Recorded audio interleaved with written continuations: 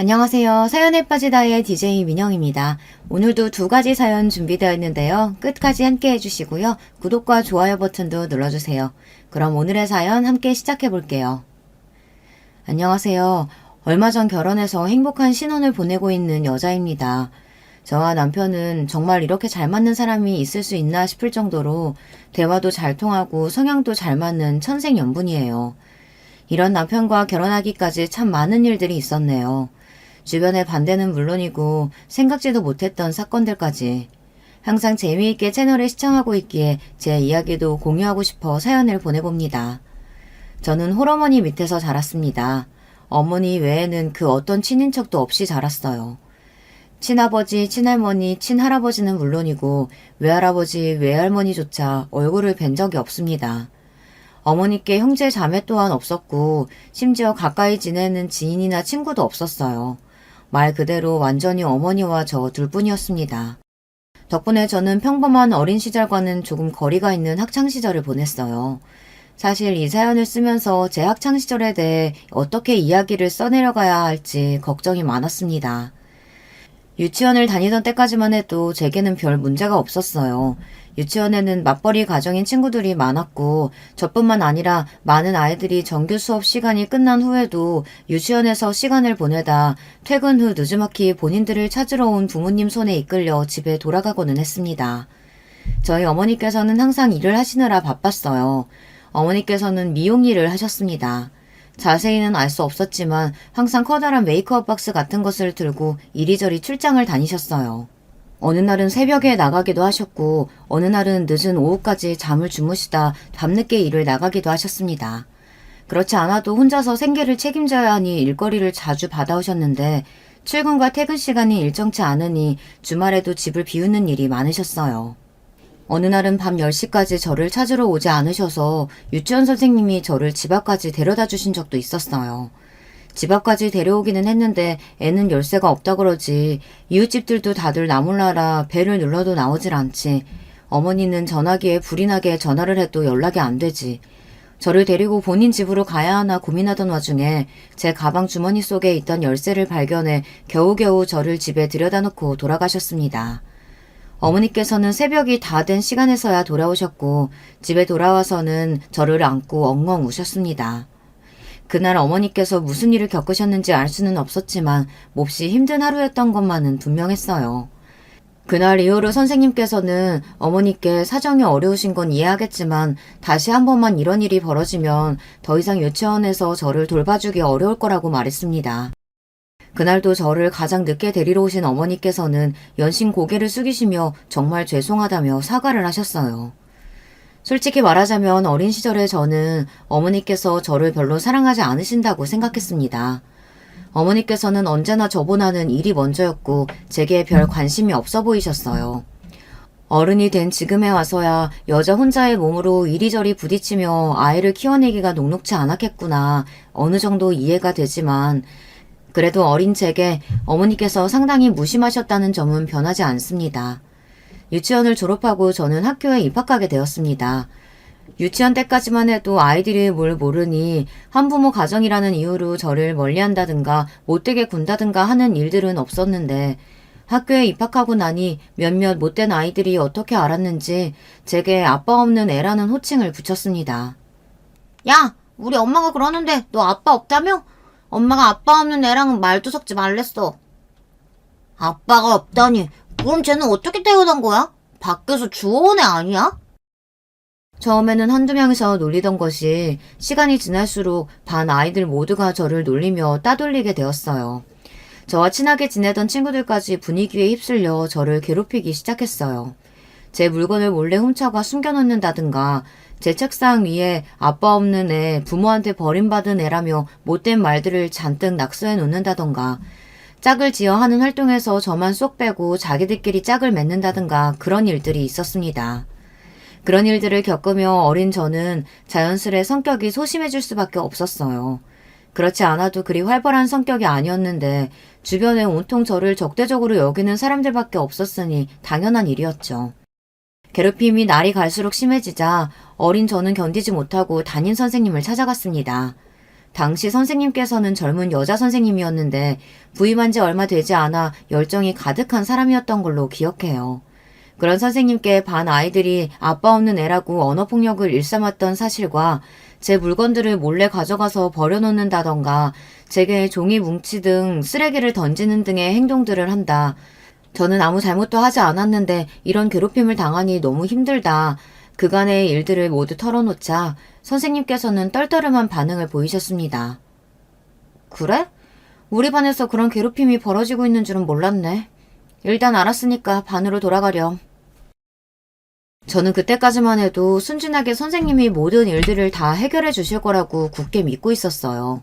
앞으로 반 아이들과 다시 친해지고 행복한 학교 생활을 보낼 수 있을 것이라고요. 그러나 그것은 모두 제 착각이었습니다. 얼마 뒤 교실로 돌아오신 선생님께서는 반 아이들과 제가 모두 함께 있는 자리에서 방금 제가 말씀드렸던 이야기를 꺼내셨어요. 자, 혹시 우리 반에서 다른 친구를 괴롭히는 친구들이 있나요? 쌤이 이리 나와봐. 너를 괴롭힌 친구들을 모두 칠판 앞으로 불러줄 수 있겠니? 전혀 예상하지도 못했던 일에 가슴이 쿵쿵 뛰다 못해 터지는 것 같았습니다. 반 아이들 모두의 시선이 저에게 향했고 그 시선은 하나같이 짜증과 경멸이 섞인 시선이었어요. 제가 선뜻 앞으로 나서지 못하고 자리에 앉아있자 선생님께서는 연신 재촉을 하시며 저를 잡아 이끌어 칠판 앞에 세워놓으셨어요. 저를 괴롭히던 아이들은 어디 한번 불러내보라는 듯 당당한 눈빛으로 저를 바라보고 있었습니다. 지금 다시 떠올려도 숨도 제대로 쉬어지지 않을 만큼 끔찍한 기억이에요. 저는 결국 그동안 저를 괴롭혔던 그 어떤 아이도 불러낼 수 없었고 한참을 칠판 앞에 혼자 서 있다가 교실을 박차고 뛰어나가 버렸습니다. 그 뒤 담임 선생님께서는 저를 따로 불러 선생님에게 거짓말을 한 것이냐, 왜 선생님이 너를 도와주려고 했는데 그런 불손한 태도를 보였냐, 반 아이들에게 물어보니 그런 괴롭힘을 한 적이 없다는데 어떻게 된 거냐, 이렇게 꼬치꼬치 따지듯 캐물으셨고 저는 너무나 억울한 마음이었지만 선생님께 또다시 말씀을 드렸다 아까와 같은 상황이 벌어질까 그냥 입을 다물어 버렸습니다. 그 뒤로 선생님께 괴롭힘 사실을 말씀드리기 전보다 더 힘든 학교 생활이 이어졌어요. 기껏해야 10살배기였던 아이들이 어떻게 그렇게까지 악랄한 행동을 할 수가 있었는지. 여자아이들은 못생긴 제 얼굴을 예쁘게 꾸며주겠다며 제 얼굴에 색연필과 사인펜 등으로 틈만 나면 낙서를 했고 남자아이들은 체육시간마다 공을 제게 걷어차고는 했습니다. 괴롭힘의 수위는 날이 갈수록 높아졌고 매일매일 눈물로 얼룩진 학교 생활을 보냈어요. 그 모든 괴롭힘들의 이유가 단순히 제가 한부모 가정 아이라는 사실 하나 때문이었죠. 그저 짓궂은 아이 몇몇의 놀림으로 시작되었던 괴롭힘이 주변 어른들의 방치 아래에 그런 집단 따돌림까지 발전했던 거예요. 그 와중에도 저희 어머니께서는 항상 바쁜 나날을 보내셨습니다. 어머니께서는 학부모 참관일이나 운동회, 발표회, 그 어떤 날에도 학교를 찾지 않으셨습니다. 어릴 적부터 늘상 있었던 일이었기에 그닥 섭섭하지는 않았지만 저 또한 어머니에 대한 애정과 사랑이 거의 바닥이 나 있는 상태였어요. 어머니가 아니라 한 집에 살고 있는 법적인 보호자 정도로만 느껴졌어요. 제가 이러다 학교에서 친구들에게 맞아서 어디가 크게 잘못된다고 해도 어머니께서는 아무 관심이 없지 않을까 하는 생각까지 했으니까요. 솔직히 말하자면 그 당시에 제게 조금만 관심을 기울여줄 어른이 있었다면 제가 그렇게 지옥 같은 학창생활을 보내지는 않았을 거예요. 누가 봐도 저는 괴롭힘 당하는 아이였으니까요. 제 물건들은 언제나 새 것에서 헌 것으로 바뀌었고 제 몸에는 생채기가 가득했으며 저는 언제나 우울한 얼굴을 하고 있었어요. 등하교도 항상 혼자, 소풍이며 학교 행사는 전혀 기대하는 눈치가 아니었고 그 나이 또래 아이답지 않게 말도 없고 몹시 조용했어요. 당시 어머니께서 제게 학교 생활이 어떻냐 조금이라도 관심을 기울여줬다면, 힘든 일은 없냐, 든든한 어른의 모습을 제게 보여줬다면 어땠을까, 이런 원망 섞인 상상을 지금도 자주 하곤 합니다. 중학교에 입학한 후로는 더더욱 암담한 생활이 제 앞에 펼쳐졌거든요.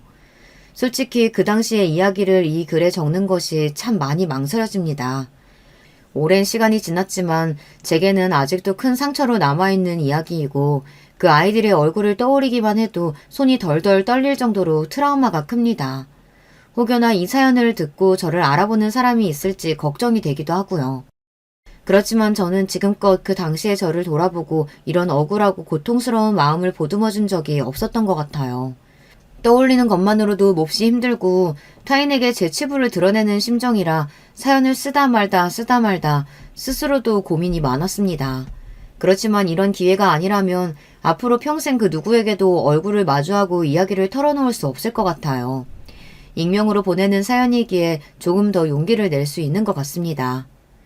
어린 저는 중학교에 입학하기만 하면 이전과는 다른 생활이 시작될 거라고 생각했습니다. 저를 괴롭히던 아이들과는 모두 안녕이고 새로운 곳, 새로운 친구들과 새로운 시작을 할 수 있을 거라는 착각을 했습니다. 중학교에 입학하고 저는 크게 절망하게 되었어요. 오래전부터 저를 괴롭혀오던 아이들이 반에 하나둘 섞여 있었고 그 아이들이 소문을 내고 다닌 덕분에 저는 중학교에서도 친구 하나 제대로 사귀어보지 못한 채 따돌림의 대상이 되었습니다. 너무 억울하고 분한 마음이었어요. 도대체 내가 뭘 잘못했다고, 내가 그저 아빠 없는 애라서, 그 사실이 저 아이들에게 어떤 피해를 줬는데 내가 왜 이런 꼴을 당해야 하는 건가. 잠깐이나마 가졌던 희망이 산산조각 나자 더욱 큰 절망이 저를 찾아왔습니다. 중학교 시절 제가 당했던 괴롭힘을 여기에 전부 다 적을 수는 없을 것 같아요. 하나부터 열까지 정말 큰 상처로 남은 것들 뿐입니다. 체육 시간에 반 아이들 모두가 제 기구에 장난을 쳐놓고는 제가 다치는 모습을 보고 비웃었던 일, 제 가방을 통째로 소각장에 가져다 버려 울며 가방을 찾아 헤맸던 일, 어머니에 대해 입에 담을 수도 없는 거짓말을 하며 헛소문을 퍼뜨린 일, 전 학교와 마찬가지로 중학교 선생님들께서도 아이들의 괴롭힘에 무관심하셨고 좋지 않은 기억이 있었기에 쉽게 도움을 청할 생각이 들지 않았어요. 지금과 달리 인터넷도 발달하지 않았고 학교 폭력에 대한 인식이 그닥 심각하지 않았던 때라 교내의 신고 시스템 같은 것도 제대로 준비되어 있지 않았습니다. 당연히 어머니께서도 제게 무관심하시기는 마찬가지셨어요. 그쯤부터는 저 또한 어머니를 가족이라고 생각하지 않았기에 먼저 말을 거는 일이 없었습니다.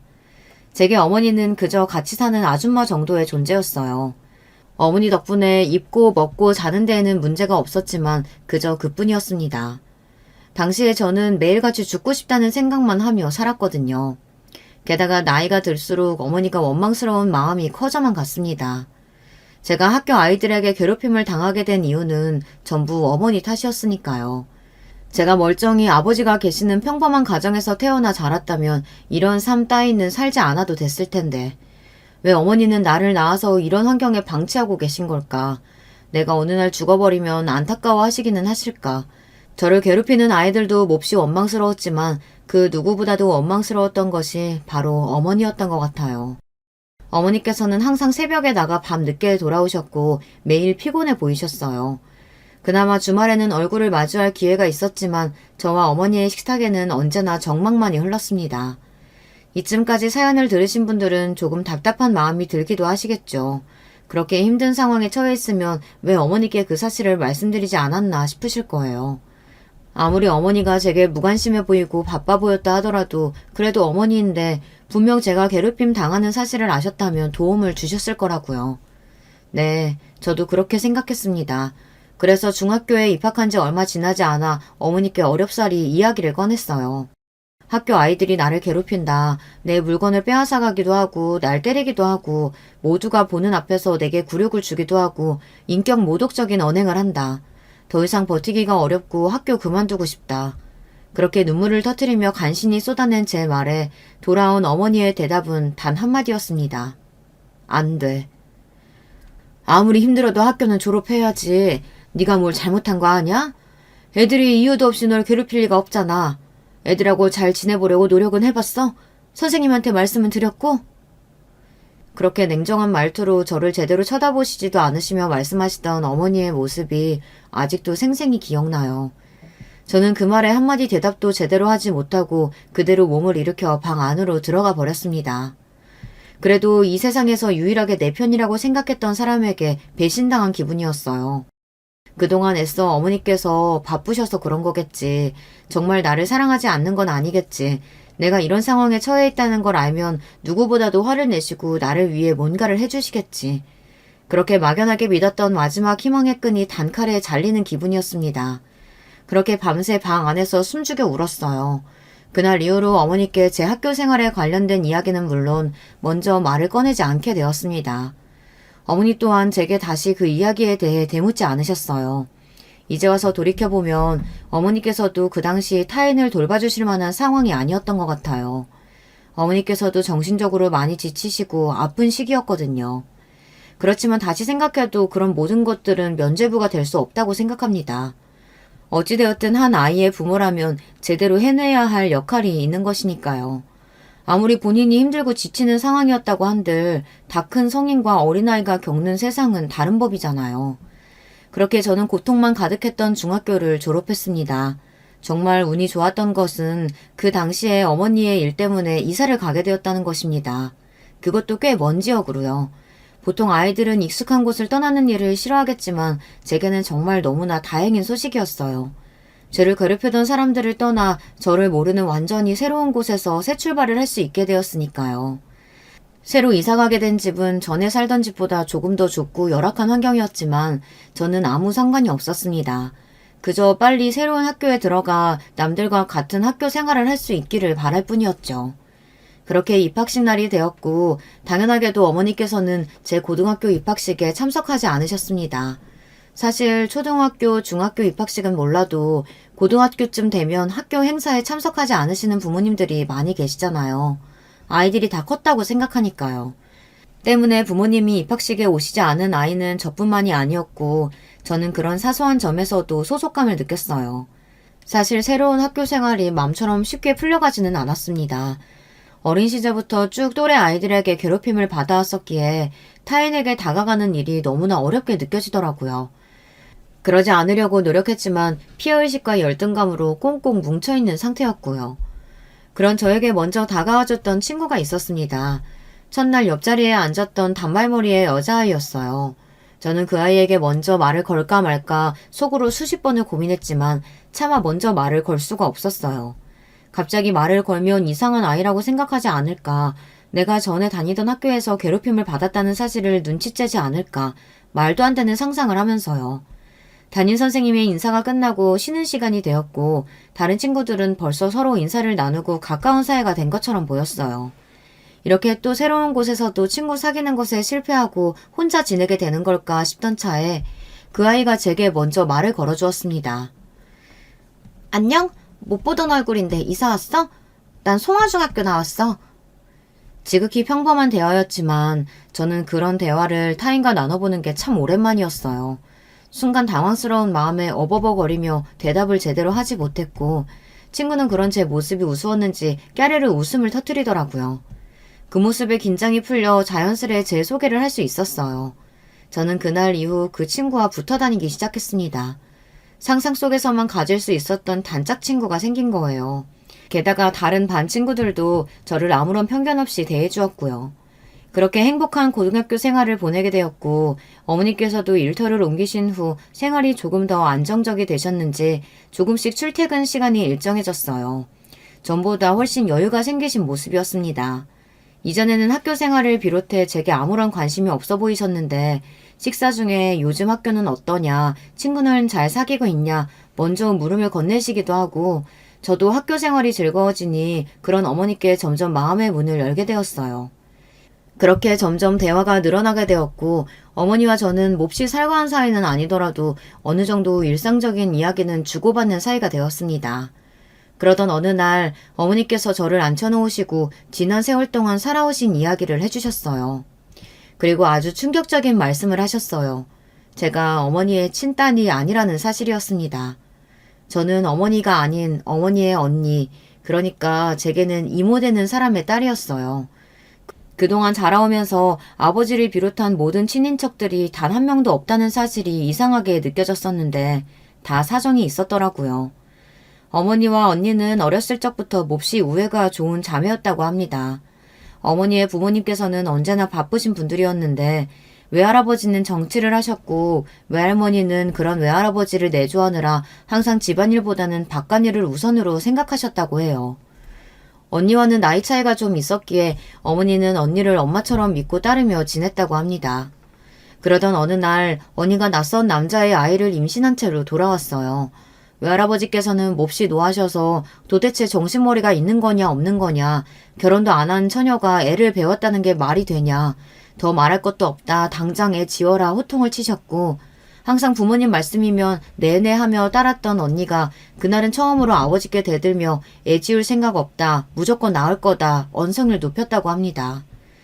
외할아버지께서는 애 낳을 생각이면 집 나가라, 너 같은 딸 없는 셈 치겠다, 언니의 뺨을 내리쳤고, 언니는 그 길로 정말 집을 나가버렸다고 해요. 언니가 없는 집은 너무나 쓸쓸하고 외로웠고, 어머니께서는 언니를 몹시 그리워하셨다고 합니다. 그렇게 시간이 흘러 1년여쯤 지났을 때 어머니께서는 충격적인 소식을 듣게 되었어요. 바로 언니가 자살했다는 소식이었어요. 알고 보니 언니를 임신시킨 남자가 언니가 아이를 가졌다고 하니 도망가 버렸고, 그동안 언니 혼자 일을 하며 아이를 낳고 키우고 있었던 것이었어요. 어찌어찌 열심히 살아보려 애썼지만 부잣집에서 곱게 자란 아가씨였던 언니는 그런 본인의 처지를 견딜 수가 없었는지 결국 극단적인 선택을 하게 되었고, 갓난아이였던 언니의 딸은 부모님이 거둬주지 않아 보육원에 갈 처지였다고 합니다. 어머니께서는 도저히 그런 모습을 두 눈 뜨고 볼 수 없었고 결국 저를 데리고 집을 나왔다고 했어요. 언니와 마찬가지로 어머니께서도 평생을 부모님의 울타리 안에서 온실 속의 화초처럼 자라왔기에 막상 사회로 나오니 할 수 있는 일이 없었다고 합니다. 그렇게 시작한 것이 미용 일이었고 정신적으로나 신체적으로나 매일매일이 너무나 힘들었다고 해요. 결혼은커녕 남자를 제대로 만나본 적도 없었던 어머니에게 하루아침에 아이가 생긴 것인데 아무리 죽은 언니를 위한 일이었다고 하더라도 어머니께서 진짜 엄마처럼 저를 사랑해 주시기란 쉬운 일이 아니었겠죠. 게다가 널 보면 언니를 버리고 간 그 얼굴도 이름도 모르는 그 남자가 떠올랐어. 그래서 네가 미울 때도 많았다. 너 때문에 내 인생이 망했다고 생각할 때도 있었어. 그래서 그렇게 내게 모질게 굴었던 거지. 사실 너도 네가 선택한 부모 인생이 아닌데도 그저 원망할 대상이 없어서 너를 원망했던 거야. 완전히 부모 자격 실격인 거지. 매일매일이 지옥같이 힘들고 고통스러워서 모든 걸 다 포기하고 널 버리고 아버지께 돌아갈 생각도 했었어. 그렇지만 지금은 아니야. 나도 이제야 엄마가 될 준비를 마친 거야. 솔직히 어린 마음에 그 당시 어머니의 심정을 전부 이해하기란 어려웠어요. 그래도 그 진솔한 대화 이후로 어머니와 저는 훨씬 더 가까운 사이가 되었습니다. 어머니가 내 친어머니가 아닐지도 모른다는 생각은 어렸을 적부터 자주 하던 것이었지만 실제로 친어머니가 아니었다니 마음이 드숭숭하기도 했어요. 그날 이후로 저는 저희 친부모님과 외조부님에 대한 궁금증이 생기기 시작했습니다. 외할아버지는 정치를 하는 분이라고 했고 집도 잘 살고 꽤나 유명한 사람이라고 했으니 혹시 내가 아는 사람은 아닐까, 친부모님은 어떤 분들이었을까 하는 생각들이었어요. 어머니께서는 이제 다시는 볼 일 없는 사람들이고 네가 이렇게 잘하는 동안 우리를 한 번도 먼저 찾지 않은 냉혈한들이다. 신경 쓸 것 없다 말씀하셨지만 궁금한 마음은 어쩔 수가 없었습니다. 제게 먼저 말을 걸어준 친구 덕에 저는 고등학교 생활은 무사히 적응할 수 있었어요. 중간중간 어려움도 있었지만 큰 문제 없이 순탄한 일상을 보낼 수 있었어요. 저는 그 과정에서 마음 착한 친구들과 어울리며 이전 학창시절에서 받았던 마음의 상처를 많이 치료할 수 있었습니다. 지금도 그 친구들과는 계속해서 연락하고 있고 언제나 고마운 마음이 커요. 그렇게 고등학교를 졸업한 후 저는 대학교에 들어가는 대신 어머니를 따라 미용 일을 하기 시작했습니다. 그즈음부터 어머니는 그동안 모아놓으셨던 돈으로 작은 미용샵을 여셨고 저는 그곳에서 어머니에게 미용을 배우며 일했습니다. 배운 것들로 틈틈이 자격증도 따고 점점 미용에 진심이 되어갔어요. 처음에는 그저 어머니가 하시는 일이기에 별 생각 없이 시작했던 일이었는데 날이 갈수록 욕심이 생기게 되었어요. 결국 저는 어머니 가게에서 일하는 것을 그만두고 더 큰 가게에서 제대로 미용을 배워보고 싶다는 생각에 면접을 보러 다니기 시작했습니다. 다행히도 미리 따두었던 자격증들이 큰 역할을 해주었고 운 좋게 한 샵에 취직을 하게 되었습니다. 그곳에서 저는 지금의 남편을 만났어요. 별 볼 일 없는 조건의 여자였던 저와 달리 남편은 샵 여러 개를 운영하고 있는 소위 말하는 금수저였습니다. 처음 저는 남편을 그저 나와 사는 세계가 다른 사람이라고만 생각했어요. 제가 잘 보여야 할 사장님, 그 이상 그 이하도 아니었습니다. 전혀 이성적인 호감도 없었고 그건 제 남편도 마찬가지였어요. 남편은 처음엔 그저 제가 좀 신경 쓰이는 정도였다고 했습니다. 새로운 직원인데 어려운 형편에 열심히 사는 것 같았고 뭐든 나서서 하려고 하지만 덤벙덤벙대며 실수도 많이 하고 소심한 성격 덕에 직원들과 쉽게 어울리지도 못하는 모습이 이상하게 자꾸 신경이 쓰였다고 하더라고요. 어딘가 짠한 동생같이 느껴졌기에 자기도 모르게 하나둘씩 챙겨주고 대화를 나누다 보니 점점 마음이 생기게 되었고 결국 남편은 저에게 먼저 고백을 해왔습니다. 저는 부담스러운 마음에 남편의 고백을 거절했어요. 이제 미운텔이 바뀌었을 테니 일도 그만두고 새로운 직장을 구해야 하나 걱정을 하고 있었습니다. 하지만 제 걱정과는 달리 남편은 제게 본인의 마음을 강요하지도 고백을 거절당한 것도 기분 나빠하지도 않았어요. 이전과 별 다를 것 없이 제게 친절하게 대해주었습니다. 그런 과정에서 저는 남편에게 천천히 마음의 문을 열 수 있었던 것 같아요. 남편은 제가 가지고 있었던 마음의 상처들을 다 보듬어 주었어요. 그런 남편에게 저 또한 점점 빠져들게 되었습니다. 그렇게 정식으로 교제를 시작하게 되었고 남편 덕에 정말 행복했어요. 남편은 경제적으로도 부유했지만 마음도 풍요로운 사람이었습니다. 저와 남편은 연애하는 내내 한 번도 싸우지 않았어요. 신혼생활을 보내고 있는 지금까지도요. 남편 덕에 전 해본 적 없던 호강을 많이 했습니다. 됐다고 이런 선물 부담스럽다고 말했는데도 자꾸 비싼 옷이며 가방들을 사들고 왔고 항상 좋은 것만 먹여주고 좋은 곳에 데려가고 본인보다 저를 먼저 생각해주고 사람에게 받은 상처와 트라우마가 있어 제가 못난 모습을 보일 때도 언제나 넓은 마음으로 저를 다 이해해 주었어요. 말 그대로 백마탄 완장님 같은 사람이었습니다. 그런 저희에게 문제가 하나 있었다면 바로 시어머니였습니다. 남편은 젊은 나이에 샵을 여러 개 운영하고 있었는데요. 분명 능력 있는 사람이긴 했지만 처음부터 끝까지 남편 손으로 일궈낸 사업은 아니었어요. 시아버지께서는 다방면으로 크게 사업을 하는 분이셨고 처음부터 잘 사는 집안 아들인 줄 알고 있었지만 상상 이상으로 더 잘 사는 집안이었습니다. 외동아들이었던 남편에게 시부모님께서 거는 기대가 컸고 집안에서 정해진 여자와 결혼하기를 바라셨어요. 저와 만나는 사이며 결혼하고 싶다는 말씀을 처음 드렸을 때 정말 크게 싸웠다고 했습니다. 그 얘기를 전해 듣고 나니 저희 친어머니가 생각나기도 했어요. 잘 사는 집안 자식이라고 다 좋은 건 아니구나. 본인 인생을 본인이 결정하지 못하는 경우가 많겠구나 하고요. 솔직히 저는 시댁 식구들의 반대 앞에 당당해질 수가 없었습니다. 제가 남편에 비해 한참 모자란 사람인 것이 사실이니까요.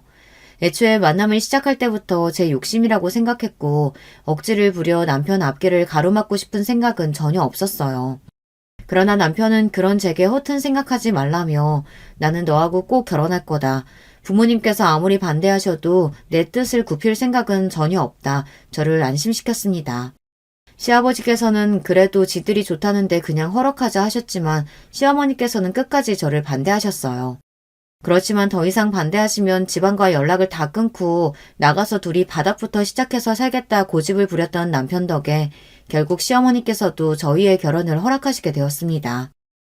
마지못해 결혼은 허락하셨지만 여전히 저는 시어머니의 눈엣 가시였기에 저를 곱게 봐주시진 않았어요. 언제나 제게 못 배워먹은 애라며 저런 수준 떨어지는 애를 어떻게 집안 식구로 들이냐 면전에 대고 구박을 하셨습니다. 어머니께서도 결혼을 그닥 반기는 눈치는 아니셨어요. 수준 맞는 사람이랑 만나 둘이 행복하게 결혼하고 살았으면 좋겠는데 꼭 그렇게 어려운 길을 가야겠냐. 너희 친어머니 얘기도 해주지 않았었냐. 사람이 너무 욕심을 부리면 안 되는 법이라면서요. 그렇게 순탄치 않은 결혼 준비였는데 상견례 자리에서 일이 터졌습니다. 시어머니께서 어머니를 너무 무시하는 바람에 어머니가 결국 참지 못하고 언성을 높이신 거예요. 당신네들만 이 결혼 반대하는 줄 알아? 나도 당신들같이 돈만 많고 사람 무시하는 집안이랑은 상정도 하기 싫어. 돈이면 단 줄 알아? 나도 돈 있을 만큼 있어 봤어. 세상엔 돈보다 중요한 게 있는 거야. 뭐야? 못 배워먹은 집안 아니랄까봐 어디서 반말을 찍찍하면서 사람한테 삿대질을 하는 거야? 사람이 없으면 고개를 좀 숙일 줄도 알아야지. 가진 건 쥐뿔도 없는 주제에 자존심만 세가지고는. 두 사람들 지금 상견례 자리에서 뭐 하시는 겁니까? 애들 보기 부끄럽지도 않아요? 결국 상견례 자리는 엉망이 되었고 시어머니께서 저런 집안과는 절대 결혼 못한다며 파혼을 선언하셔서 파토가 날 뻔했어요. 그렇지만 언제나 과묵하시던 시아버지께서 나서서 이제 좀 그만하라며 아들이 좋다고 하고 사돈 말대로 돈이 다가 아니지 않느냐. 저렇게 심지 곱고 올곧은 사람이면 애도 잘 키웠을 거다. 더 이상 왈가왈부 토달지 말고 결혼시키라 못을 박으셨어요. 결국 저희는 그날 날짜를 잡게 되었습니다. 그렇게 말도 많고 탈도 많았지만 앞으로 일이 순탄하게 풀려갈 일만 남았다고 생각했어요. 그렇지만 결혼을 한 달가량 남겼던 어느 날 저희 어머니께서 갑작스레 제 곁을 떠나시게 되었습니다. 사이는 위암이었고 알고 보니 어머니께서는 오래전부터 투병을 해오셨지만 그 긴 시간 동안 제게 아무런 티를 내지 않으셨던 것입니다. 어떻게 그 긴 시간을 힘든다는 말씀 한마디 하지 않고 혼자서 버텨오셨던 건지. 암을 발견했을 때 이미 말기였기에 굳이 수술을 한다거나 더 이상의 연명치료를 하지 않고 고통을 줄여주는 진통제만으로 버티며 담담히 죽음을 받아들이셨다고 했어요. 그렇게 저는 하루아침에 천의 고아가 되었습니다. 어머니께 저는 처음부터 끝까지 마음의 짐만 되는 존재였다는 생각을 지울 수가 없었어요. 어머니가 많이 원망스럽기도 했지만 그만큼 어머니께 많이 기대고 있었고 세상 하나뿐인 가족이었던 어머니를 정말 많이 사랑했습니다. 어머니께서 암이라는 사실을 혼자서 아시고 긴 시간 동안 버티시는 동안 저는 남편과 연애하며 결혼할 생각에 들떠있기만 했다니 죄책감과 죄송함이 이루 말할 수 없었어요. 어머니의 장례를 준비하면서 너무나 슬펐습니다. 그런 제게 남편은 결혼을 미루자는 이야기를 꺼냈습니다. 마음 추스르고 어느 정도 주변 정리가 되었을 때 결혼하는 것이 좋을 것 같다면서요. 시어머니께서는 옳다구나 하고 그래 이 기회에 좀 더 진지하게 결혼에 대해 다시 고민해보라며 너희 어머니께서도 이 결혼 반대하시지 않았냐. 하늘에서 얼마나 슬퍼하시겠냐. 말도 안 되는 소리를 짓거려댔습니다. 평생 주변의 모든 사람들과 인연을 끊고 저만을 위해 살아오셨던 분이니 장례식장에는 어머니가 운영하셨던 가게와 관련된 사람들만이 몇몇의 화환을 보내주었어요. 다른 식장에 비해 썰렁한 분위기였습니다.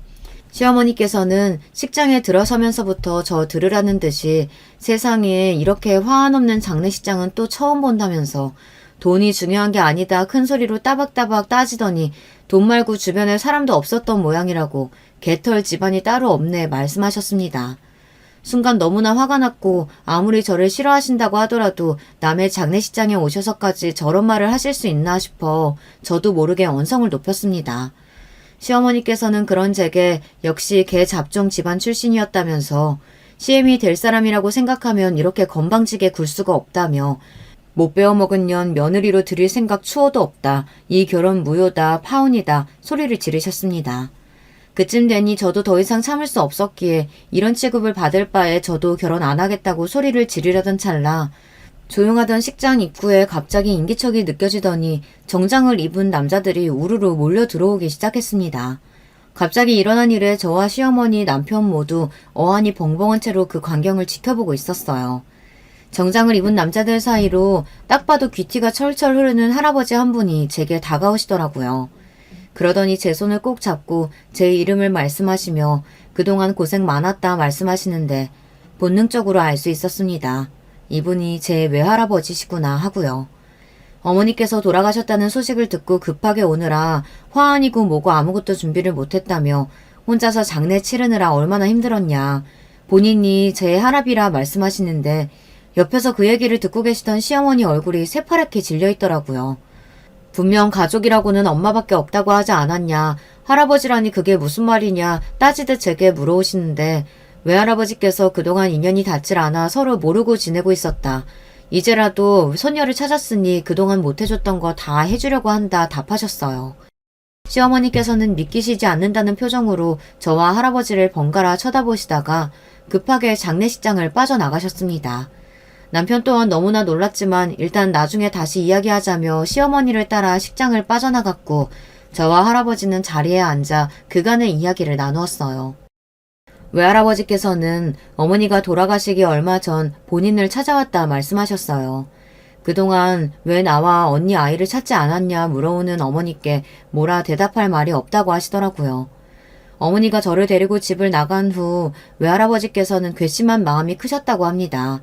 딸이라고 둘 있는 거 정성 들여 키워놨더니 부모 마음도 모르고 차례대로 집을 나가기나 하고 먼저 다시 돌아와 제발 받아달라 사정하지 않으면 절대 받아줄 생각이 없었다고 해요. 본인의 처지를 비관해 극단적인 선택을 했던 제 친어머니처럼 어머니 또한 얼마 버티지 못하고 다시 꼬리를 내리고 집으로 돌아올 거라고 생각하셨다고 합니다. 그러나 1년, 2년 시간이 지나고 10년이라는 긴 세월이 지날 동안 어머니께서는 돌아오기는커녕 연락 한 통이 없었고 그쯤 되니 놓여왔던 마음은 많이 잊혀지고 어머니와 제가 걱정이 되셨다고 하더라고요. 그치만 그놈의 자존심이 뭐라고 먼저 연락할 생각은 들지 않았다. 그저 어디서 어떻게 살고 있는지 조사해보니 생전 몸쓰는 일이라고는 해본 적도 없던 애가 미용실에서 일을 하고 있다고 하더구나. 아이도 별 문제 없이 학교 다니고 있다고 하고 잘 살고 있는 것 같기에 그때는 그저 그 사실을 안 것만으로 만족했어. 그렇게 외할아버지께서는 또 긴 세월 동안 저와 어머니를 잊고 본인 인생에 집중하며 열심히 달려오셨다고 해요. 그렇게 본인이 목표하던 자리에 도달하고 인생을 되돌아보게 되었을 때 그제서야 딸들에게 너무나 매정했던 본인의 행동이 몹시 후회가 되셨다고 합니다. 그때 마침 어머니께서 외할아버지를 찾아오셨고 어머니께서는 본인이 위암 말기라며 곧 죽는다는 소식을 외할아버지께 전하셨어요. 어머니께서는 나 곧 죽는다. 언니 딸은 곧 결혼한다. 내가 죽고 나면 그 애 혼자 세상에 남겨질 것 같아 걱정되는 마음에 아버지 찾아온 거다. 난 솔직히 아직도 부모님이 많이 밉다. 그래도 언니 딸이 무슨 죄가 있냐. 아버지 하나뿐인 손녀니 나 죽고 나서 부디 잘 챙겨주시길 바란다. 그렇게 어렸던 애가 결혼한다고 잔뜩 들떠있는데 내가 보기엔 아직도 철부지나 다름없다. 아버지께서 나한테 조금이라도 미안한 마음이 있다면 나 죽고 나서 모르는 척 하지 말아달라는 말을 남기고 덤덤히 돌아가셨다고 합니다. 그렇게 얼마 지나지 않아 어머니께서는 정말 돌아가셨고 뒤늦게 그 소식을 접하신 외할아버지께서는 사람들을 이끌고 장례식장을 찾아오셨던 것이었습니다. 저는 정치에 관심이 없어 잘 몰랐지만 외할아버지께서는 제 생각보다 훨씬 더 유명하신 분이었어요. 사연에 실명을 언급할 수는 없지만 아마 여러분께서도 수도권에 살고 계시다면 한 번쯤 들어보셨을 만한 분이실 겁니다. 어머니께서 잘 사는 집에서 태어나 자랐다고 하셨을 때 잘 살아봤자 아마 시댁이랑 비슷한 수준이겠거니 막연히 생각만 했었는데 알고 보니 비교도 되지 않는 다이어수저 집안 출신이었어요. 그런 부귀영화를 뒤로하고 죽은 언니를 위해 맨몸으로 애 하나 데리고 나와 평생을 고생만 하다 쓸쓸하게 돌아가셨다니. 어머니가 원망스럽기도 하고 한때는 남보다 못한 사이라고 생각했지만 모든 사실을 다 알게 된 지금은 너무나 감사하고 죄송한 마음이 큽니다. 저를 위해 어떤 희생을 하셨는지, 어떤 조건들과 행복한 인생을 뒤로하고 저를 선택하셨던 것인지 이제는 다 알고 있으니까요. 그렇게 장례식이 마무리되고 외할아버지께서는 괜찮다고 손사래를 치는 제게 결혼 축하 선물이라며 최고급 아파트와 함께 제가 운영할 수 있는 미용샵을 오픈해 주셨어요. 사실 저만의 가게를 가지는 것은 오래전부터 꿈같은 일이었는데요. 지금도 현실이 믿기지가 않아요. 어머니를 잃은 슬픔이 채 가시기도 전에 새로운 가족이 생겨 얼떨떨한 기분입니다. 장례식장에서까지 개 잡종 집안인의 모내에 큰 소리를 떵떵 치시며 파혼을 외치시던 시어머니께서는 지금은 완전히 다른 사람이라도 되는 듯 제 앞에서 설설 기고 계세요. 정확히는 모르지만 알고 보니 외할아버지께서 시아버지 사업에 도움을 많이 주신 분이었다고 하더라고요. 솔직히 아직도 실감이 나질 않아요. 드라마에서나 보던 일이 제게 실제로 일어나다니. 학창시절 친구들에게 아빠 없는 애라고 괴롭힘받으며 지냈던 때만 해도 제가 세상에서 제일 불행한 사람이라고 생각했거든요. 멋있고 부자인 아버지께서 어느 날 왕자처럼 제 앞에 나타나 저를 구해주는 상상을 매일 밤 하며 잠들었어요. 그런 상상을 하면서도 절대로 일어날 일이 없다는 것을 스스로 알고 있었기에 참 비참했었는데 철없는 어린애가 하던 상상 속에서나 일어나는 일이 정말 현실에서 벌어지다니요. 남편은 정말 잘 됐다며 이제라도 가족을 찾아서 다행이다 진심으로 저를 축하해 주었어요. 시아버지께서도 다른 사람도 아니고 본인 사업에 큰 도움을 주신 외할아버지의 손녀였다니 정말 운명이라는 것이 존재하는 모양이라며 앞으로 한 가족처럼 잘 지내보자 제 등을 토닥여 주셨습니다. 애초에 시아버지께서는 제 결혼을 크게 반대하시지 않는 분이셨으니 제가 외할아버지의 손녀라고 해도 크게 태도가 변화지지 않으셨어요.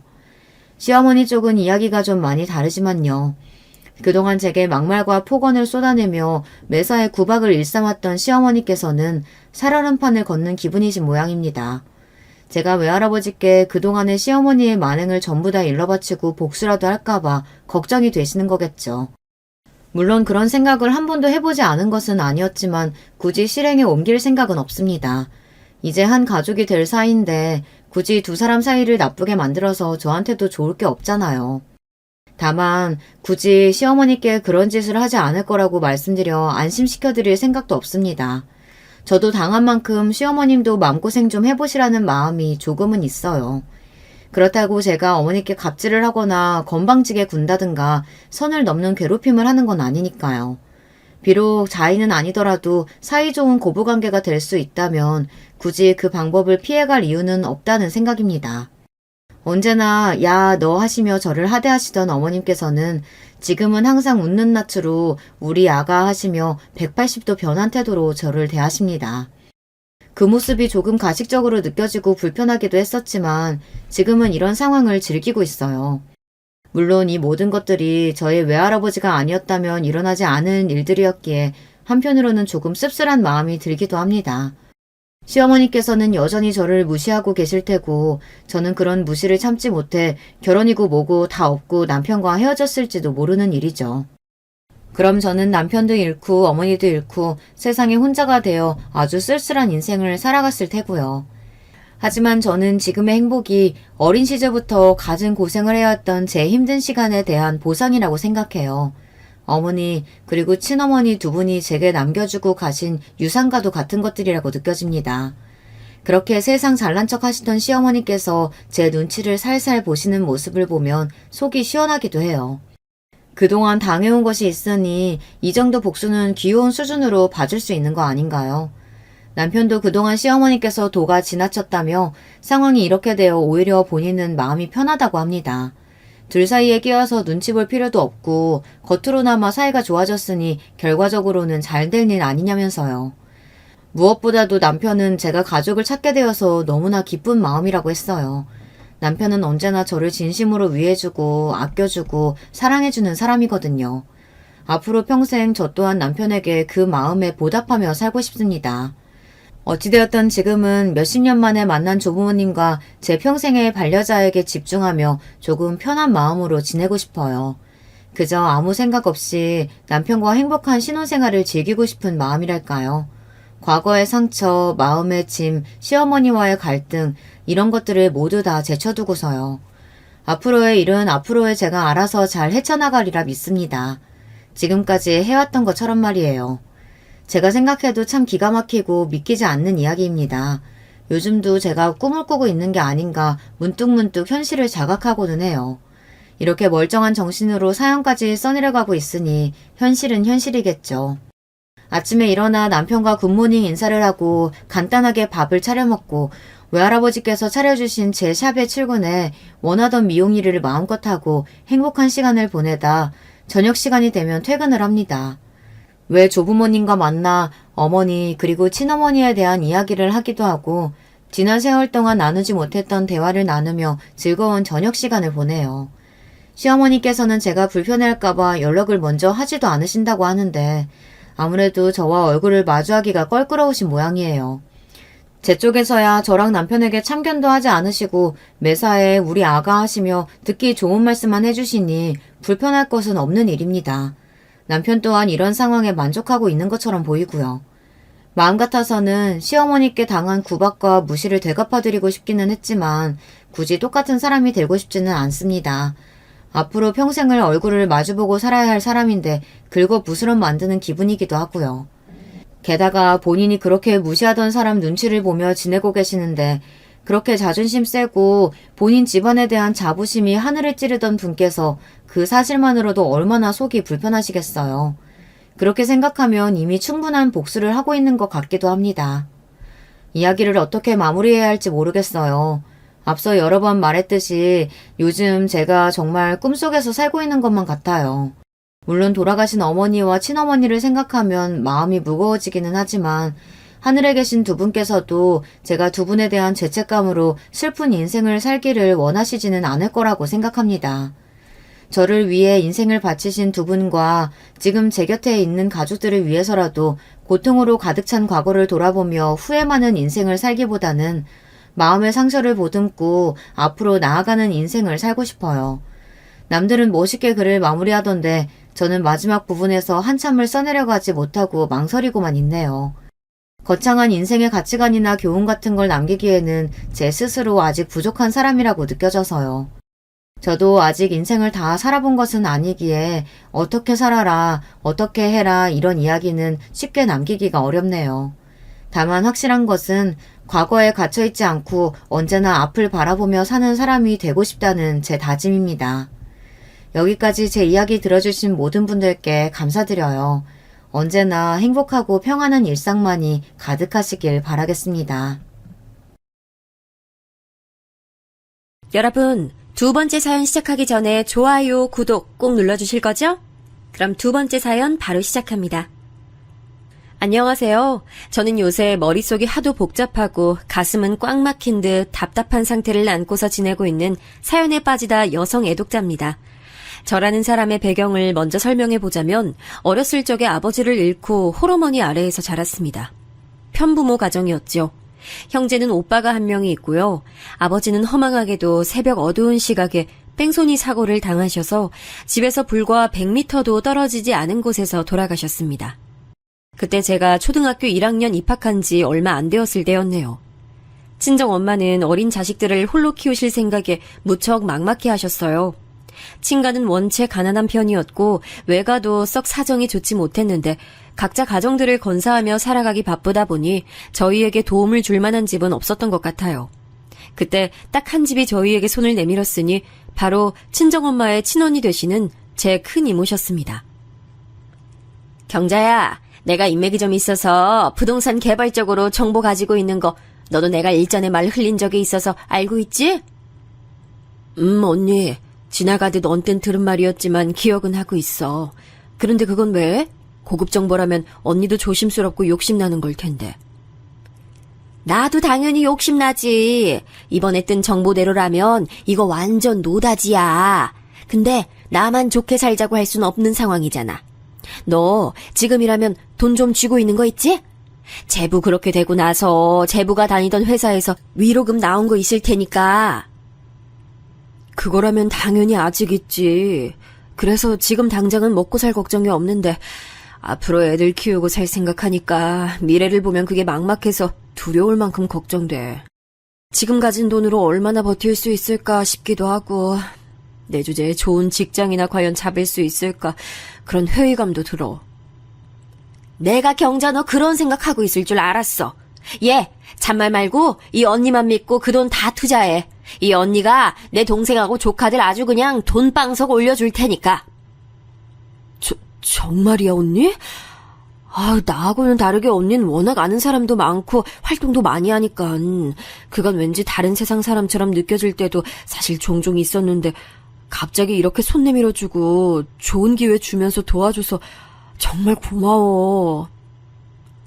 물보다 진한 게 피 아니겠어? 가족도 다 뭐 하겠어? 국 끓여 먹을 거야? 이럴 때 가족 찬스 쓰는 거야. 경자야, 너 지금 가지고 있는 전 재산으로 엄청난 부자 한번 돼보자. 친정엄마는 의심의 여지 없이 수중에 돈을 탈탈 털어 큰이모에게 건네줬어요. 그리고 얼마 뒤 큰이모는 소식을 끊었습니다. 큰이모네 식구가 온데간데 없이 증발했어요. 있던 돈을 전부 다 큰이모에게 넘긴 것으로도 모자라서 친정엄마는 빚까지 생겨버렸어요. 큰이모가 그렇게 만들고는 도망가 버렸더라고요. 당시 건강이 안 좋으셨던 외할아버지께서는 큰이모의 천인공노할 행각을 아시고 충격으로 쓰러지신 뒤 그대로 세상을 떠나셨습니다. 외할머니께서도 이후 건강이 급격히 악화되셨고요. 엄청난 일련의 과정을 겪으신 이후 친정엄마는 너무나도 괴로워하셨어요. 자식들만 아니라면 당장이라도 숨을 끊어버리고 싶다는 혼잣말을 하루에도 몇 번씩이나 하실 정도였죠. 저는 친정엄마가 정말로 그런 나쁜 선택을 내릴까봐 무서워서 착하고 말 잘 듣고 집안일 척척 해내는 딸이 되기 위해 애썼습니다. 그리고 이런 저와는 다르게 똑같은 상황을 겪고서 오히려 엇나갔던 인물이 바로 제 친정 오빠였어요. 엄마가 천하의 머저리처럼 굴지만 않았어도 우리 집 지금 이렇게 안 살았어.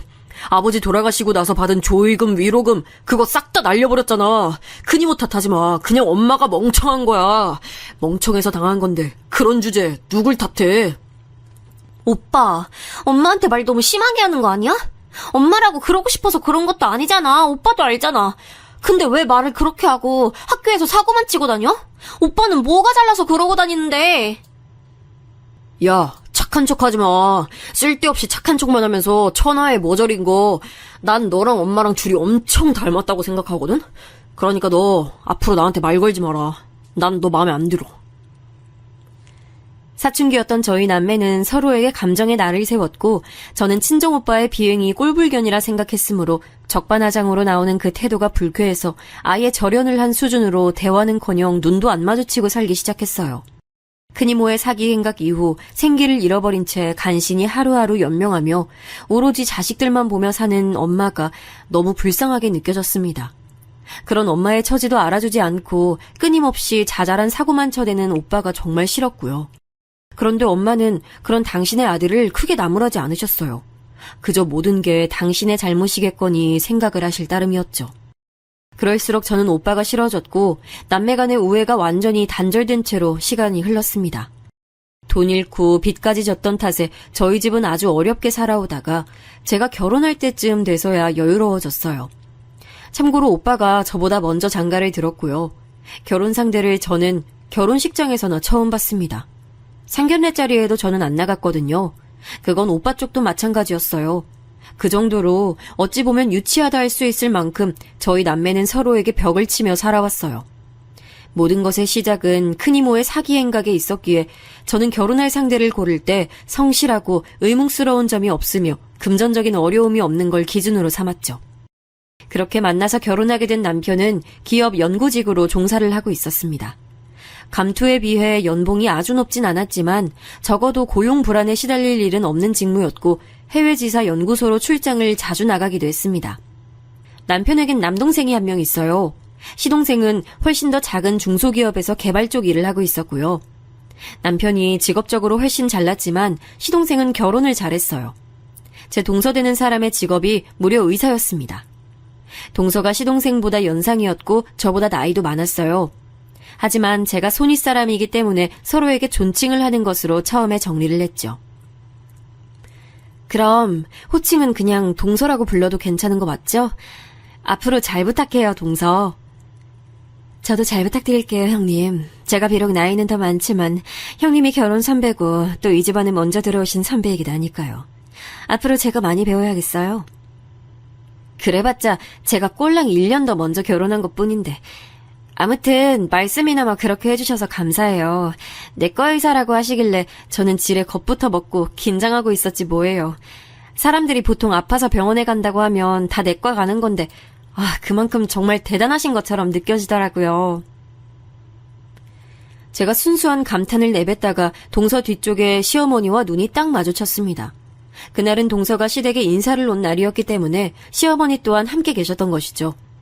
동서가 보는 앞에서 시어머니께서 저에게 이렇게 말씀을 하시더라고요. 넌 죽었다 깨어나도 못 다다를 경지에 있는 귀한 몸이시니까 대할 때 늘 황송하게 대하고 네가 윗사람이라고 해서 괜히 뻗대고 우스댈 생각은 애초에 하지를 말어. 허울로만 윗사람이지 사실상 네가 우리 작은 애보다 위인 건 하나도 없잖아. 안 그래? 그 순간 제가 대답할 단어도 찾지 못한 채 얼굴이 뜨거워진 채로 입을 꾹 다물고 말았어요. 민망했고 수치스러웠습니다. 굳이 동서가 보는 앞에서 그런 적나라한 말씀을 제게 하셨어야 했는지 원망이 들었네요. 게다가 저는 한 번도 우리 큰애라는 식으로 칭해주신 적 없으시면서 동서에겐 단박에 우리 작은애라고 지칭해주시는 것에 서운한 마음이 밀려왔어요. 의사 며느리인 동서는 쌍수를 들고 환영하며 반기셨으나 그 이전에 들어온 별 볼 일 딱히 없는 며느리인 저는 어머니께서 썩 반기지 않으셨던 전적이 있었습니다. 우선 제가 편부모 가정에서 자란 사람이라는 것부터 마음에 안 들어 하셨고요. 상견례장 때는 코빼기도 안 비추더니 결혼식장에 뚱하게 모습을 드러낸 제 친정 오빠를 보면서 남매가 저렇게 사이가 안 좋은데 부부관계는 과연 좋겠냐고 하시면서 투덜거리셨어요. 그리고 제가 남편하고 처음 만나서 연애를 하게 된 계기가 지인 소개를 통해서였거든요. 그 얘기를 들으시더니 시어머니께서는 펄쩍 뛰셨죠. 뭐야? 지인이 다리를 놔줘서 처음 인연을 맺은 거였다고? 그 지인이 대체 누구야? 내가 당장에 따져 물으러 가야겠어. 어디 눈깔이 삐어서 우리 집 장남을 저딴 거지 같은 여자한테 갖다 대려고 소개를 시켜줬다는 거야. 그 지인이란 놈팡이 사는 데가 어디야? 엄마, 자식 결혼 가지고 장사라도 하시려는 속셈이신 거예요? 아니, 결혼은 제가 하는데 엄마에게 손 벌릴 생각도 없는데 왜 이렇게 난리를 치세요? 엄마, 자꾸 이러시면 제가 당황스럽고 부끄러워요. 남편이 짜증스럽게 지적을 하고 나서야 시어머니께서는 그 입을 마지못해 닫으셨죠. 저는 초장에 그런 시어머니의 모습만 봤었기 때문에 의사 동서를 맞이하시는 그 모습이 너무 낯설고 기가 막혔어요. 제가 1년 가까이 되는 기간 동안 열심히 시어머니께 효도를 한다고 해드렸건만 의사 동서는 단지 존재하는 것만으로도 제가 이룬 1년을 그냥 이겨버리더라고요. 내가 옛날부터 노래를 불렀던 게 바로 의사인 걸 다들 알려나 모르겠네. 오죽했으면 내가 우리 집 장남이 공부에 소질 있다는 거 알았을 때 즉각 전국 팔도 절이란절은 다 돌면서 아들 의사 만들어주세요 이렇게 기도를 올렸을까? 응? 근데 정작 본인이 의사 되는 거에 흥미가 없었으니 말짱 도루묵이었고, 아유, 시간이 흘러서 집안에 의사가 이런 방법으로 생길 줄이야. 아유, 그때 내가 기도하고 다녔던 게 효과가 있었네. 며느리를 의사로 맞다니 이게 꿈이야, 생시야. 아우, 난 몰라. 시어머니께서는 일찍이 의사에 대한 로망이 있으셨나 봐요. 동서 직업만으로도 흐뭇해서 어쩔 줄 몰라 하셨죠. 시어머니께서 자꾸 비행기 태워주시며 온갖 호들갑을 떠시니까 시간이 지날수록 동서도 제 앞에서 점차 의기양양해 보이는 얼굴을 하더라고요. 분명 처음엔 그런 인상이 아니었는데 점점 제 앞에서 우쭐거리는 표정을 짓는 것에 기분이 참 미묘했습니다. 아예 이런 상황을 제가 안 보고 살 수 있다면 별로 상관이 없었을 텐데 저희 부부가 입주를 기다리는 집에 들어갈 수 있는 시기와 원래 살고 있었던 월세집의 만기가 너무 동떨어지는 바람에 부부는 어쩌다 보니 시댁에 들어가서 지내게 됐어요. 한마디로 제가 시어머니와 같이 살게 됐다는 것이죠. 의사 동서는 공사다망하지도 않는지 종종 시댁에 들르는 효심을 발휘했는데 그럴 때마다 다과상을 차려내는 건 제 몫이었습니다. 끼니 때에 맞춰서 오기라도 하면 제가 밥을 차리는 거였고요. 당연하다시피 뒷정리를 하는 것도 제 역할이었어요. 시어머니께서 의사 동서만 보면 입이 해벌쭉 하시니 제가 감히 그 앞에서 동서에게 이래라 저래라 시킬 수도 없었네요. 그런 와중에 또 동서가 임신을 했어요. 어느 날 초음파 사진을 들고 왔는데 태아 사진이었습니다. 어머나, 세상에. 아유, 빠지는 구석 하나 없는 우리 작은 애가 임신마저도 시기적절하게 척척 해내는구나. 마침 집에 과일 맛있는 것들 사놨는데 잘 됐어. 과일 먹고 가.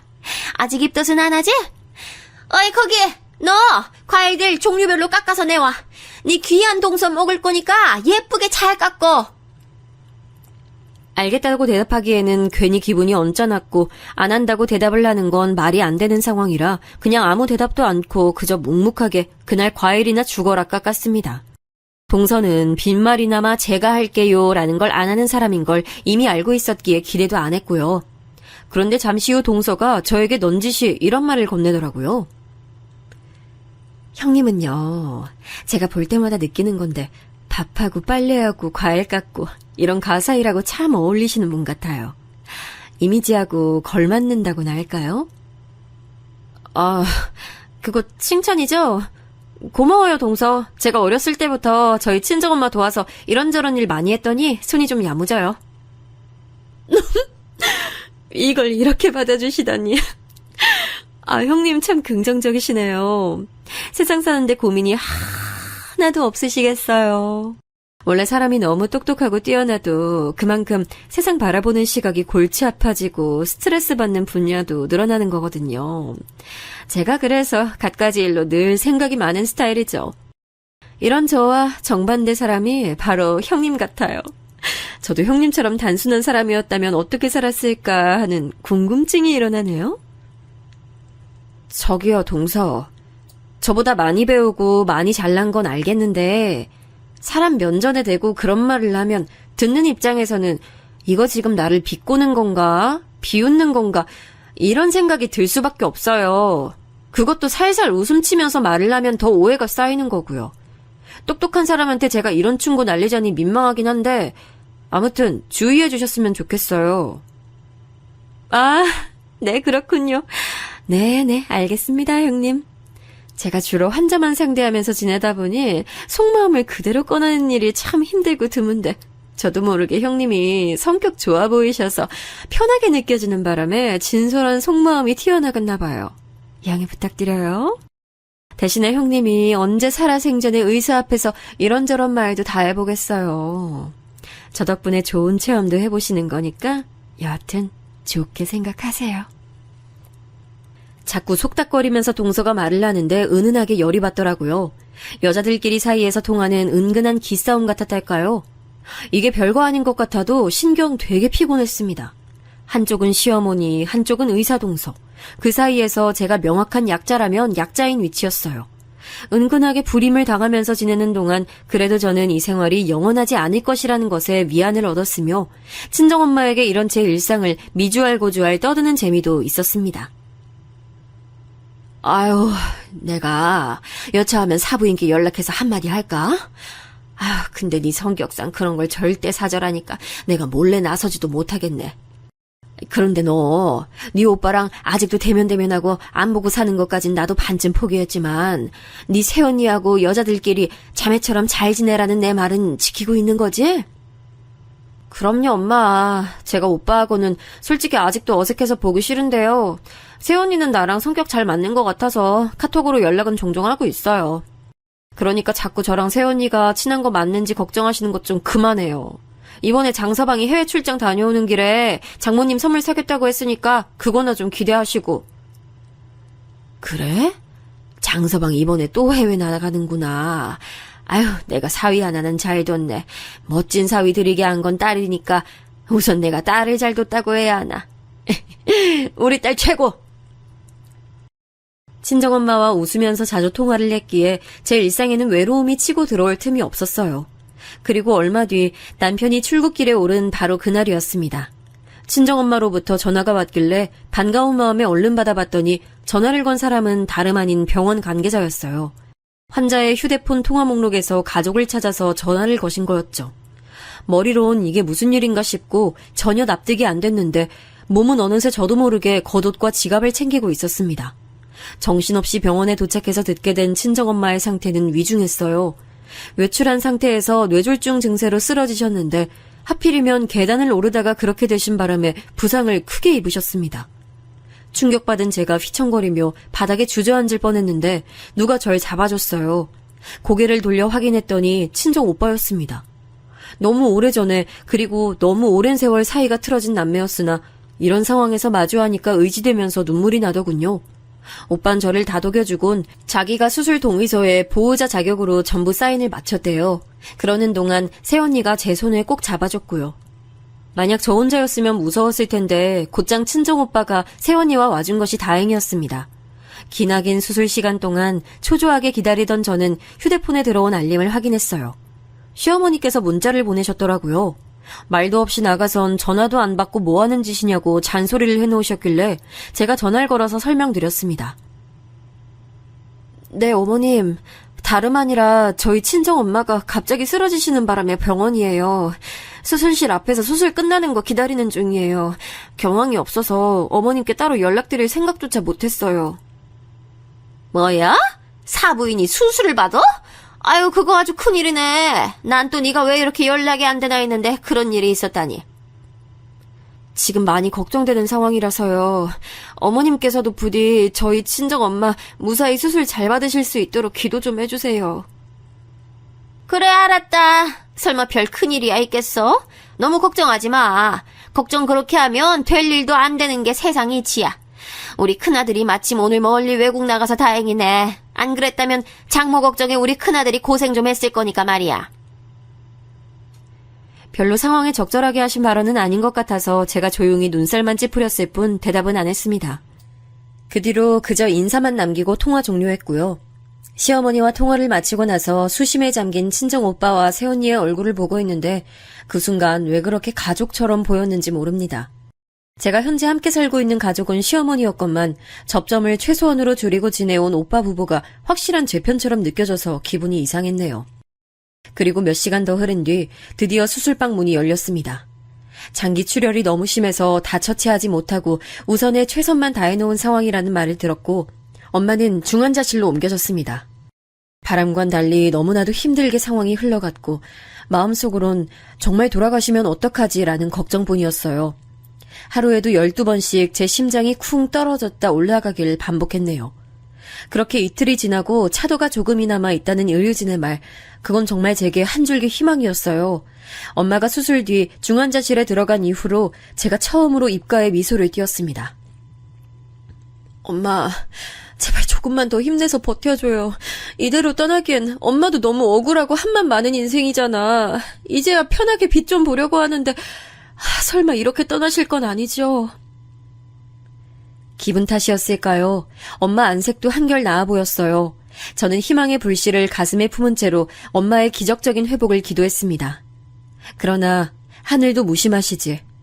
엄마는 제 간절한 바람에도 불구하고 숨을 거두셨습니다. 차도가 보인다는 말을 들은 지 불과 24시간도 지나지 않아 벌어진 일이었습니다.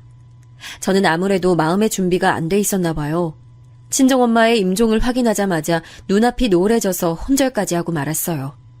피로와 스트레스가 잔뜩 누적되어 있었던 탓인지 몇 시간씩이나 정신을 차리지 못했다가 간신히 깨어났고 옆에는 새언니가 있었습니다. 괜찮냐고 물어보기엔 아닌 상황인 거 아는데 이 말밖엔 물을 말이 없네. 좀 괜찮아요? 장례 준비는 절차대로 다 하고 있어요. 몸 추스르는 대로 장례식장 내려가면 되는데 제 바람으로는 그냥 더 누워있어도 좋을 것 같아요. 아니에요. 제가 어떻게 더 누워있겠어요. 우리 엄마 차가운 영안실에 누워있다가 뜨거운 불길 속으로 들어갔다가 작은 함에 담겨서 영영 좁은 공간에 안치될 일만 남았는데 자식으로서 제가 어떻게 누워있어요. 저 좀 부축해주세요. 우리 엄마 영정 앞으로. 제가 지금 바로 가야겠어요.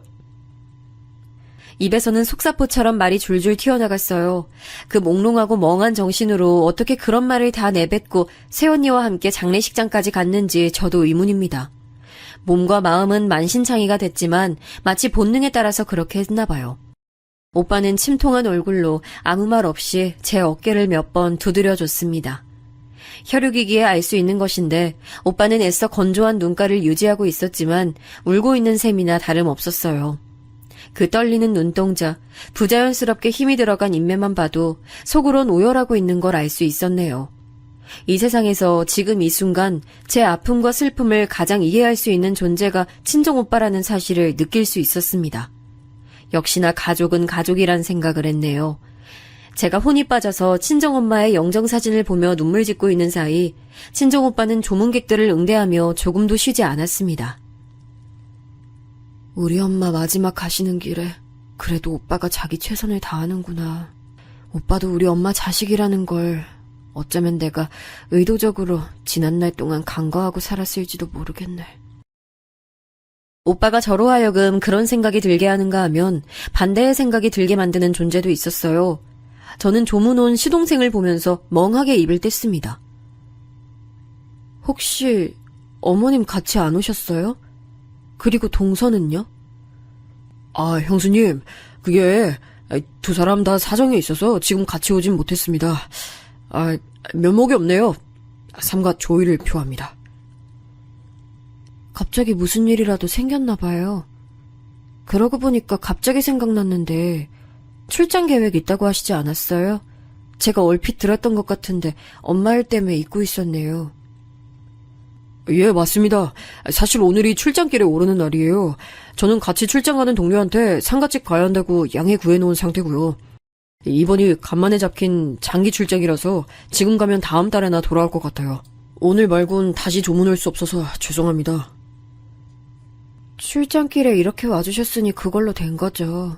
고맙습니다. 저희 엄마도 하늘에서 그렇게 생각해 주실 거예요. 속이 온통 문드러진 상태였지만 제법 감정을 억누른 채로 시동생을 맞았죠.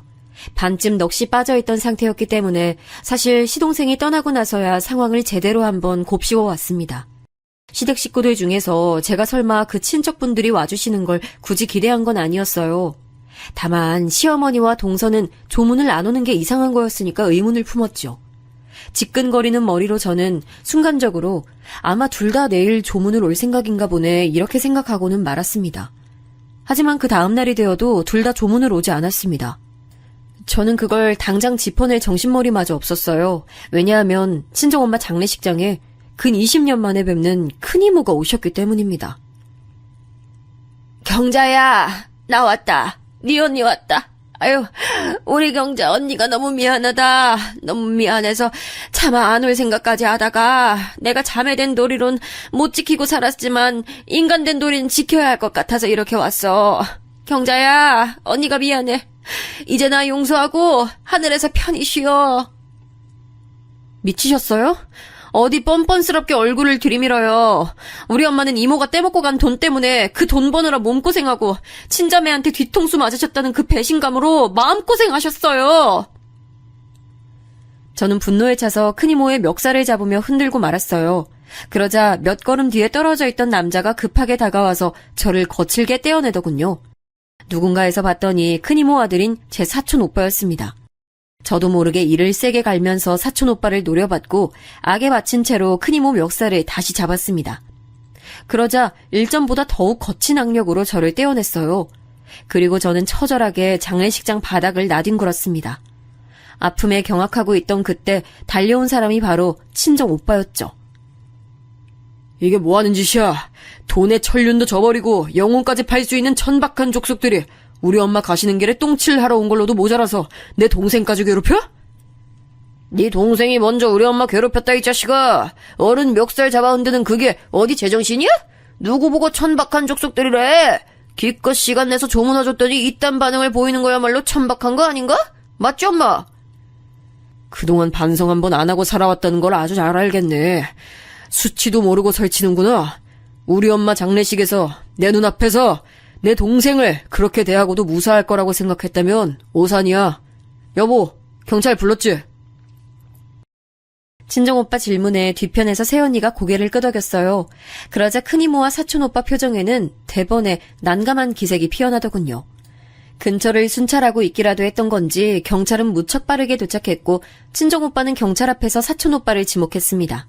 조문객들이 대체 이게 무슨 소란인가 싶어서 어안이 벙벙하게 보였지만 저는 그 경황 없는 와중에도 어쨌거나 큰이모에게 이런 식으로나마 갚아주게 돼서 속이 시원하다는 감상이었습니다. 혹시 친정엄마가 하늘에서 이런 상황을 유도해 주신 게 아닐까 하는 생각마저 들면서 여러모로 갖가지 감정들이 휘몰아쳤네요. 이런 사건에 갑자기 끼어드는 바람에 제가 친정엄마의 발인 때까지 차마 신경을 기울일 수가 없었던 거예요. 시댁 쪽엔 말이죠. 잠깐만, 그러고 보니 어머님하고 동서는 끝내 오지 않았네. 정말 무슨 갑작스러운 병고라도 생겼나?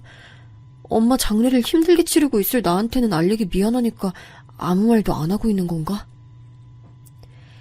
화장터에서 머리가 깨지도록 오열을 하고 납골당에 가서 친정엄마가 편하게 자리 잡으시는 모습까지 보고 나서야 저는 문득 시댁 생각을 해냈던 거예요. 안 그래도 마치 아리송해하고 있는데 새언니가 저에게 슬쩍 다가오더니 물어보더라고요. 저기 그런데 동서 되시는 분은 그렇다 치고 어떻게 시어머니께서도 안 오실 수가 있어요? 궁금해서 계속 물어볼까 하다가 이제서야 물어보는 거예요. 혹시 뭐 때문에 안 오신 거래요? 네? 아, 그게 사실은 저도 연락을 받은 게 없어요.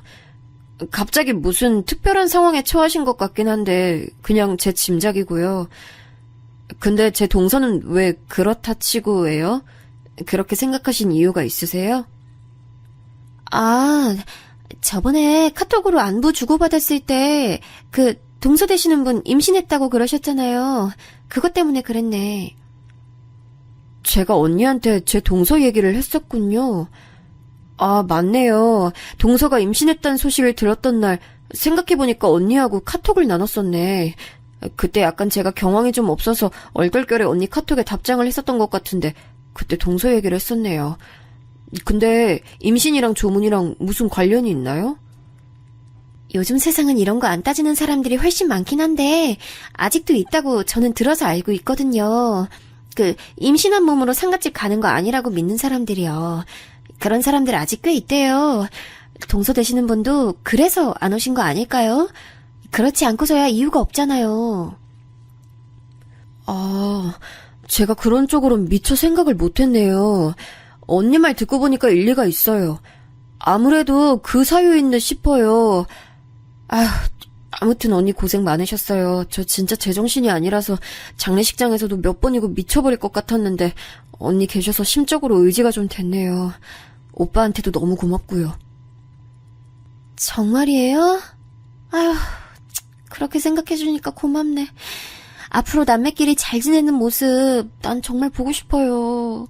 그래야 하늘에 계신 어머님도 기뻐하실 거예요.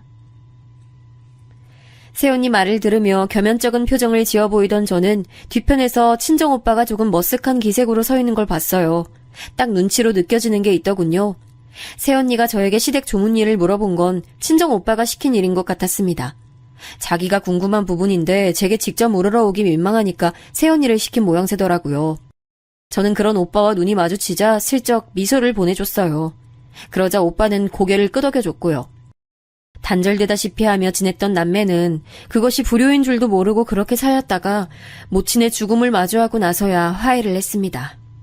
아무리 생각해도 제 자신이 너무 못난 자식인 것 같아서 엄마에게 미안한 점 투성이었어요. 오랜만에 집으로 돌아가는 길, 저는 울며 웃기를 반복했습니다. 마치 실성한 사람처럼요. 왜 엄마 같은 심성이 착하고 고운 사람이 나 같은 부족한 딸을 낳았을까 싶어서 진짜 미칠 것 같았어요.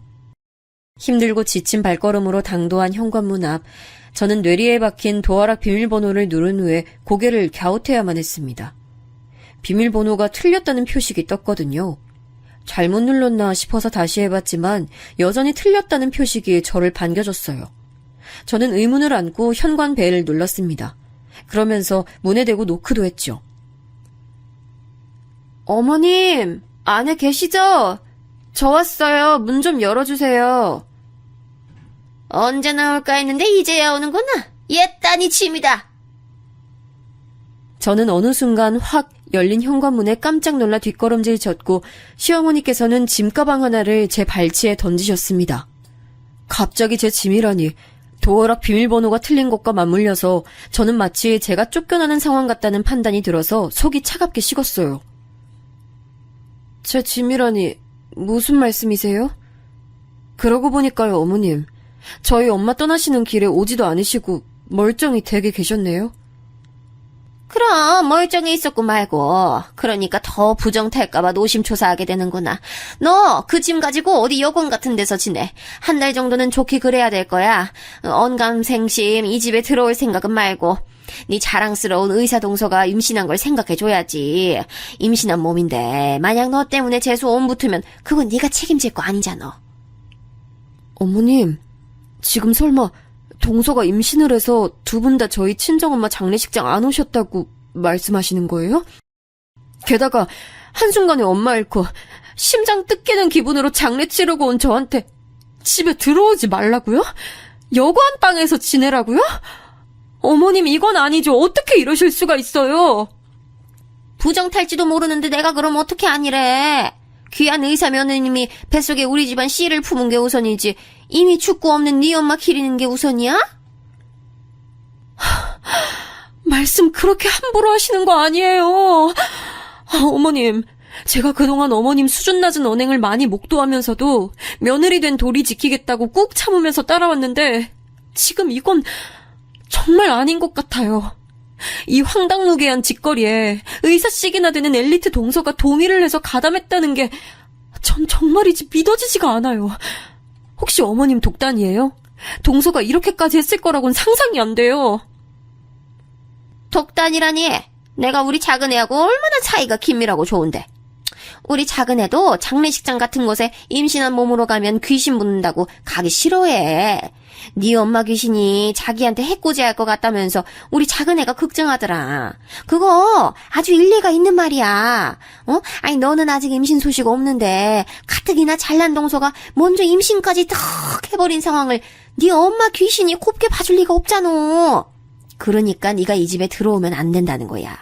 네가 있으면 우리 작은 애가 여기를 안 올 텐데 나 그런 상황은 내가 용납을 못해. 제 인내심의 한계는 거기가 끝이었습니다. 친정엄마를 두고 네 엄마 귀신이라니요. 분노에 차오른 제가 발치에 있던 짐가방을 들어서 시어머니를 향해 던져버렸어요. 시어머니께서는 외마디 비명을 지르며 몸을 숙이셔서 그걸 피하시더니 겁에 질려서 몸을 떠시면서도 황급하게 현관문을 닫는 건 잊지 않으시더군요. 삽시간에 닫혀버린 현관문을 제가 주먹으로 두드렸더니 안쪽에서 시어머니의 놀란 비명소리가 들려왔습니다. 언뜻 경찰을 부르겠다고 그렇게 말씀하시는 소리가 들린 것 같아서 더욱 화가 치밀어 올랐죠. 그러다가 문득 휴대폰으로 시각을 확인했어요. 아직 동서가 있는 병원이 진료를 보는 시간이었습니다. 문 닫기 전에 쳐들어가서 동서에게 따져 물어야겠다는 목표가 저를 휘감았어요. 눈에 뵈는 것이 없는 상태로 저는 동서가 있는 병원까지 곧장 가버렸습니다. 제가 그때 어찌나 격양되어 있었는지 내과가 입점해 있는 건물에 도착해서 엘리베이터를 간발의 차이로 놓치자 그대로 계단을 밟고 올라가 버렸어요. 조금의 지체도 스스로 용납이 되지 않았습니다. 그렇게 도착한 병원, 저는 곧장 접수하는 곳으로 가서 동서를 찾으려고 했는데 때마침 화장실에 다녀온 동서가 자기 진료실로 들어가는 모습이 눈에 들어오는 게 아니겠어요? 아주 평온하고 때깔이 좋더군요. 분노에 눈이 돌아간 제가 동서를 따라 진료실로 들어갔습니다. 등을 돌려 저를 확인한 동서가 화들짝 놀라더군요. 오랜만이에요, 동서.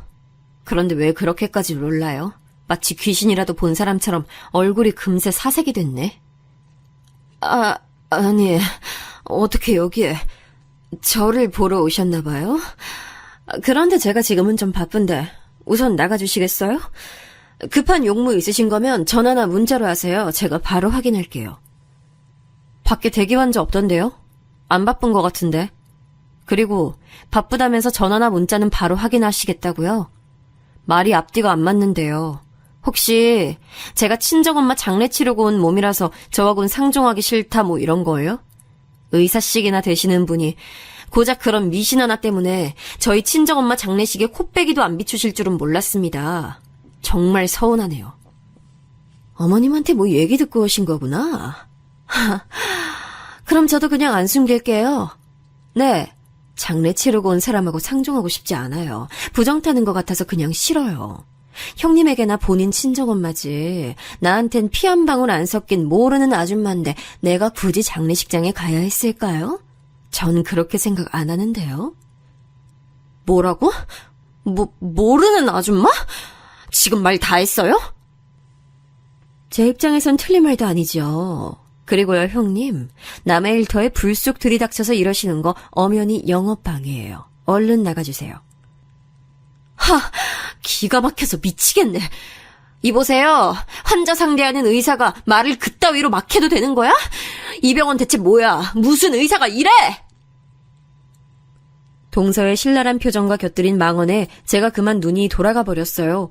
친정엄마는 당신의 자식들에게 마지막 인사도 따로 못 건네시고 허망하게 고통 속에서 눈을 감으셨는데 그 죽음이 희화화되는 것처럼 느껴져서 도저히 견딜 수 없었습니다. 저는 손에 잡히는 것들을 그냥 되는 대로 다 집어 던졌어요. 필기구, 서류 이런 것들이요. 놀란 동서가 비명을 지르며 문 쪽으로 급히 달려가다가 한 번 넘어졌고 허둥지둥하며 일어나더니 진료실 문을 열고 나가버렸어요. 저는 바닥에 떨어진 서류를 발로 짓밟으며 저도 모르게 눈물을 흘리고 있었습니다. 이 모든 상황이 그냥 벅찼고 힘들었고 친정엄마가 보고 싶을 따름이었어요. 접수처에 있던 분들이 저를 말리러 왔는데 저는 스스로 진정하고 제 발로 걸어 나갔습니다. 나와보니 동서는 접수처 구석의 벽에 붙어서 공포에 질린 눈을 하고 있더라고요. 그 꼬라지를 보는데 그저 피식 웃음이 나왔습니다. 저는 터덜터덜 건물 밖으로 나와서 정처 없이 걷다가 새언니에게서 온 문자를 보고 길가에 주저앉아 버렸어요. 힘든 일 겪은 사람들끼리 의지하면서 앞으로 잘 지내자고 그렇게 왔더라고요. 홀린 듯 새언니에게 전화를 걸었습니다. 언니, 정말 죄송한데 제가 지금 갈 곳이 마땅치 않은 것 같거든요. 제가 그쪽으로 가도 될까요? 제가 혹시 거기서 잠깐 지내도 괜찮을지 오빠한테 물어봐 주시겠어요? 무슨 일인지 모르겠지만 당연히 돼요. 무조건 오세요. 오빠한테 왜 물어봐요. 당연히 된다고 할 것을. 지금 어디예요?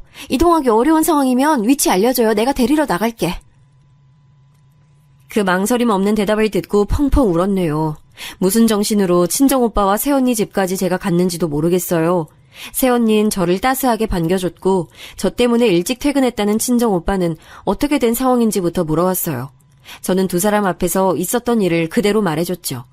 이야기를 들은 두 사람은 동시에 한숨을 푹 내쉬었고 할 말은 많지만 참는다는 기색이었어요. 저는 그날 밤 남편과 통화를 마쳤습니다. 남편이 자기 모친의 행각에 너무 민망해했고 기가 막혀 했어요. 설마 그렇게까지 생각하고 행동하시는 분일 줄은 자식인 나도 몰랐어. 너한테 미안해서 내가 지금 어떻게 해야 할지 모르겠네. 나 다음 주에 들어가니까 그때까지 일단 잘 지내고 있어. 알았지? 내가 가서 엄마하고 해결 볼게. 남편이 확실하게 제 편에서 지지를 보내주는 것에 제 마음이 풀렸습니다. 마치 친정엄마가 주고 가신 선물 마냥 오빠와 자연스레 화해를 하고 새언니와 수다를 떨며 시간을 보낼 수 있음에 감사함도 느꼈고요. 그렇게 제가 조금씩 진정을 하며 차분하게 스스로를 가라앉히고 있던 때였어요. 너무 놀라운 일이 발생했는데 그건 바로 동서의 유산이었어요. 갑작스러운 유산 소식을 듣고 제 심장이 철렁 내려앉았습니다. 제가 동서가 있는 병원에 찾아가서 난동 아닌 난동을 부렸던 순간이 자연스레 먼저 떠오르더라고요. 유산 소식을 저에게 전해오신 시어머니께서 악다구니를 쓰시며 저를 욕하셨어요. 네가 작은 애 찾아가서 지랄을 피웠다며. 네 엄마 잃고 악에 받쳐서 눈에 뵈는 게 없으니까 네 동서되는 사람이 품은 생명을 해치고 싶었니? 평소에 질투하면서 싫어했던 대상이니까 아주 이때다 싶었던 거지? 이 천하에 빌어먹을 못된 것 같으니라고. 어머님, 제가 무슨 동서를 질투하며 싫어했다고 그러세요. 맹세코 그런 적 없었어요. 친정엄마 일로 제가 감정이 격해진 상태에서 동서를 찾아갔던 건 맞는데 해를 끼치려고 그런 건 아니었어요. 오해 마세요. 오해 말라니. 자기가 장례 치르고 와서 부정 타는 몸인 걸 뻔히 알면서도 임신한 자기 동서를 굳이 찾아갔는데 이런 못된 심보를 가지고서 오해 말라고 하더니 이거 참 기가 막힐 노릇이네. 너같이 악독한 걸 더 이상 우리 집안에 둘 수가 없어. 내가 너 작정하고 우리 장남하고 이혼시킬 거니까 각오해. 무슨 말씀을 드려도 통할 상황이 아니더라고요. 저는 동서와 대화를 나눠보고 싶었지만 제 연락을 안 받더군요. 유산 원인이 명확한 것도 아니건만 제가 범인으로 지목된 상황이라 속이 답답했어요. 오빠는 무조건 제 편을 들었습니다. 우리 집에 사기를 친 큰 이모만 봐도 친척 이런 거 다 필요 없어. 우리는 딱 우리끼리만 가족인 거야. 너 시어머니로부터 멸시받는 며느리 됐다고 해서 기죽거나 상처받고 그럴 필요 없어. 알지? 여차하면 그냥 이혼해. 이혼하고 새 출발하면 되는 거야.